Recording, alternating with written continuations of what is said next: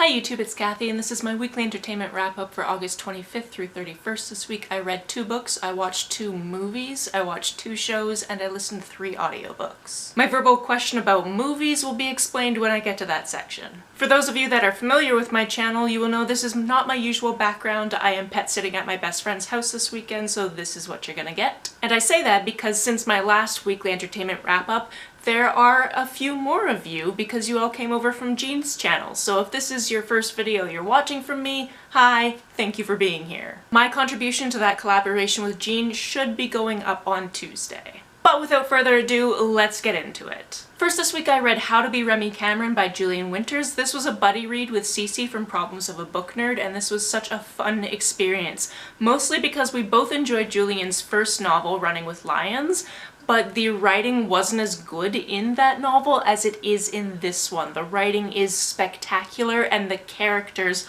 are absolutely fantastic. Remi Cameron is a junior in high school and he's given this task to do an essay about who he is. You know, all that existential stuff that you don't really need at 17 because nobody knows who they are pretty much at any point ever, really. This brings up a lot of things for Remy because there are a lot of labels that can be attributed to him and he doesn't feel like he is just one of those labels. He was the first openly gay person in his class and he's the leader of the Gay Straight Alliance, but that doesn't mean that's all he is. He's one of only 5 black students in his school, but that's not all of who he is. He also happens to be adopted, and again, that's not all of who he is. What I particularly liked about this novel, besides the fact that I wanted all of the characters to be my friends, is how Julian went back and forth between these very serious chapters and these more lighthearted high school chapters. It was done in such a smooth transitional way that I just adored it. One of the things, however, that bothered both Cece and I is that Julian wants to go to school for creative writing,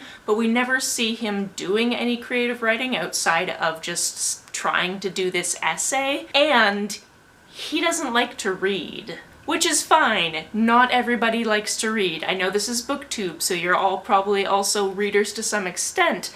However, it's fine if people don't read, that's fine, but if you're going to be a creative writing major, you're going to have to do a lot of reading, and if that's not a thing you enjoy, I'm confused as to why you want to be a creative writing major. And that was the one part of this story that wasn't really explored. It's also not a huge part of the story, so I'm trying not to blow it out of proportion, but that was the one flaw, so it's what I'm holding on to right now to be like, but what about this? Why is this like this? Before I move on to the next book, I just want to say thank you to Cece for buddy reading this book with me while packing to move because she is moving states right now. We were supposed to read this over a 4-day period, but both of us got to the 75% mark and just stayed up late that night reading the rest of it, unbeknownst to the other person because we just really wanted to know what happened. The other book I finished this week was Wicked Saints by Emily A. Duncan.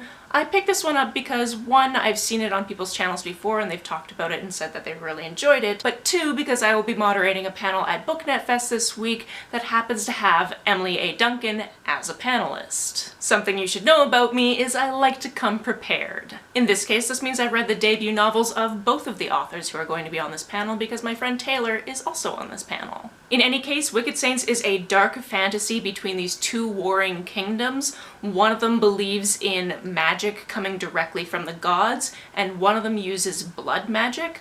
Blood magic is exactly what it sounds like. You need to use blood to use it, so if you have any triggers to do with blood or cutting, this will not be a book series for you. I also want to say I'm pretty sure there was some animal death in this one, although I can't think of the exact moment when it happened. I'm pretty sure it's probably something that did happen. In this one we have 2 point of view characters. We have Nadia, who is a cleric, so she is on the holy side of this war. And then we have Seraphim, who's the prince on the other side of this war, and he is also a soldier. This is full of adventures and dark twists and turns, and I really just want to read the next book, but it's obviously not out yet because this is a 2019 release, so I'm just gonna have to make friends with Emily on this panel and see if I can get an arc. So if you like dark, creepy adventures with some magic thrown in, this is definitely something to look out for. On to the movies I watched, the first one being The Public. This one takes place in a Cincinnati library.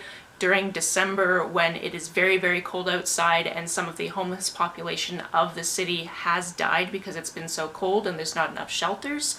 And a group of homeless people try to take over the library with the help of one of the librarians so they don't have to be outside that night, and it causes this whole uproar. I didn't double check my facts, but I'm pretty sure this is based on true events. This is also written, directed, and starring Emilio Estevez. I think we obviously know that I like movies and books set in bookish locations, so this made total sense for me as something to watch.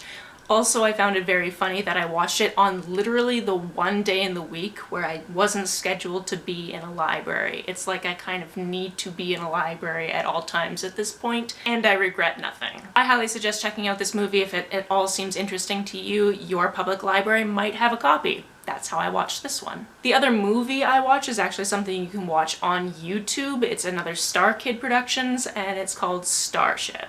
Star Kid is the theater troupe you might know from a Harry Potter musical. I also recently just saw The Guy Who Didn't Like Musicals, which is amazing and you should go watch it immediately. Starship is the show they did after the Potter musicals, and it was the last show that Darren Criss was directly involved in. He's not in the cast of this one, but he did write the lyrics and the music.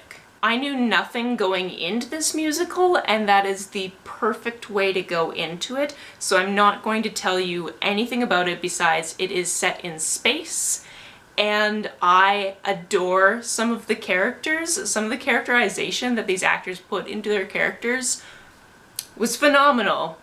So again, you should just go watch it. I will try to find the playlist and link it down below. On to the shows I watched. Obviously, we continue the 22nd season of Survivor, and we got to the finale, and spoilers for season 22 of Survivor right here, but I am so glad that Boston Rob finally won a season. That was very cool to watch. The only person I thought might be able to beat him would be Matt if he came back a second time from Redemption Island, but that didn't happen. So as soon as Redemption Island was done, I was like, well, Rob is winning this season or I'm rioting. We also started the 23rd season, and it's another Redemption Island style format, so I'm wondering how long this is going to go on and how bored I'm going to get of it, but we will find out. The other show I watched was the last of the 3rd season of Fear the Walking Dead.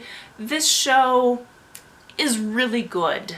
There are so many characters that you have to say goodbye to because of the nature of a zombie show. And the end of the 3rd season in particular makes you wonder if anybody from the beginning of the show is going to survive. Especially because the first episode of the 4th season has a bunch of crossover characters from The Walking Dead, which I unfortunately was spoiled for because one of those characters is on the DVD cover for the 4th season, and I just saw it at my library and went, what are you doing on Fear the Walking Dead? But because we only watched the end of the first episode, I'm very interested to see how we got from the end of season 3 to this part in season 4, because obviously there's some stuff in the middle that we are going to have to fill in. The first audiobook I finished this week was Universal Harvester by John Darnielle, who you might also know as the Mountain Goats. He is that entire band, from my understanding. I'm not a music person, but I'm pretty sure the Mountain Goats is just John Darnielle. I've read one other book by him before, and I remember enjoying it but not raving about it and remembering it being strange, and that's kind of the feeling I'm getting from this book as well. This book also gives me the kind of feeling where maybe I'm just not getting it and it's better than my understanding of it. It's one of those books that makes you feel like you're missing something. The basic plot of Universal Harvester is Jeremy works at a small town video store in Nevada, Iowa, and some people return their VHS tapes and say that there's something weird on them. And you kind of go from there with this mystery of why these weird scenes have been put onto these VHS tapes and what these weird scenes are and whether or not you're seeing a potential murder. The way this book is structured is very interesting because it jumps around in time a lot, so as soon as you have this kind of fully functioning plot line, it'll go to a different timeline and then tie that back in. And it is kind of all tied up at the end for the most part. Along the way, it kind of just slips in these weird little things that make you not quite understand what's going on, or you think it's a little clue as to what's going on, but you don't know how to categorize the clue, if that makes any sense. Something interesting about the audiobook itself is it is narrated by the author. Something I could have taken out of the audiobook is every time we're getting to the end of a section, because I think there's 4 different parts to the book, there's this kind of minute and a half of music to play you out, and I could get rid of that, especially because I'm pretty sure John Darnielle didn't even write that music, which you would think he would if he's a musician who also writes books, but it was done by somebody else. And just the way the music itself was mixed into the narrative, it actually made it difficult to pay attention to the words that were being sang. It wasn't as seamless as, for example, Welcome to Night Vale, the podcast where Dispersion's music is just kind of the ambient background, and it flows really smoothly. The next audiobook I finished was actually something I'm reading for my local book club, and that's Artemis Fowl. I've never read this series by Eoin Colfer before, and the good thing about listening to the audiobook is now I know how to pronounce his first name. It's Eoin. I would have guessed Ian, because Gaelic is not phonetic to English, and that's the world we live in. This is a middle grade book about a genius 12-year-old who is a criminal mastermind and is trying to steal gold from the Fae people. Because it's set in Dublin, which is a place that I have lived, and it focuses around the Fae people of the area, which is something I loved it for those reasons. This is the start of a series that is a little bit older, so some of the technical references are a little bit dated at this point, but it's also just a fun read. The final audiobook I finished this week is actually something I'm supposed to read this month for Fairy-a-thon, and that's The Darkest Part of the Forest, which is a standalone by Holly Black. Again, another Fae book, and I'm pretty excited about it. At this point, this is my favorite thing I have read by Holly Black, although that might have something to do with the fact that I just read Tithe, Valiant, and Ironside, because those books are not great. This book centers around a small town that knows that there are Fae people around, and it's just kind of a way of life.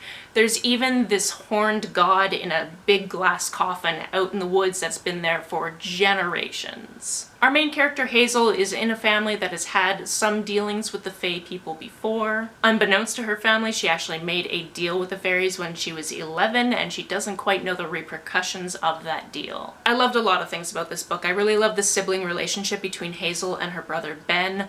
I really like the discussion of changelings and the fact that one of them is living among them with the child that he was switched for. I love the dealings with the fairy court of the area because obviously something grand arises. I'm a sucker for good magical fairy stories, and this is that. I also really love that it is a standalone, because being able to read something that is contained like this and not have to wait for the next book is a breath of fresh air. I do like my series, but it is so nice when you can just read the thing, and that is the thing, and you don't have to wait for anything else to really know how you feel about this thing as a whole. That's it for this week. If you've read, watched, or listened to any of these, let me know about it down in the comments below. On the way down to the comments, if you hit that subscribe button, that would be very nice of you. You can like and share this as you see fit.